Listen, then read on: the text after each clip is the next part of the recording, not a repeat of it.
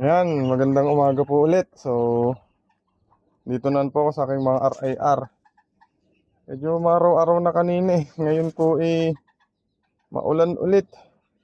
So, yun nga po, may nagtatanong lang din po na nag-aalaga din po ata ng RIR kung pwede nang ipakain yung laying feeds sa 4 months old na RIR. So, suggestion ko po ay hindi po. Mas maganda po yung pullet developer o kaya mga grower hanggang mga 5.5 months bago sila mag-itlog.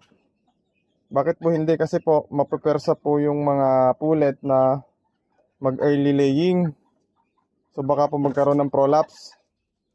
Sayang naman po, hindi nyo mapapakinabangan in the long run yung inyong manok pagka nagka-prolapse sila. So kung ano po yung available na feeds din po sa area ninyo, ang ginagamit ko po kasi before ay yung Integra 2500. Yun po yung ginamit ko before nung mga 4 to 5 months old po sila. Then nag-ship na po ako ng laying feeds nung mga 6 months old na po sila. So yun lamang po. So hopefully po makatulong po sa inyo. Maraming salamat po.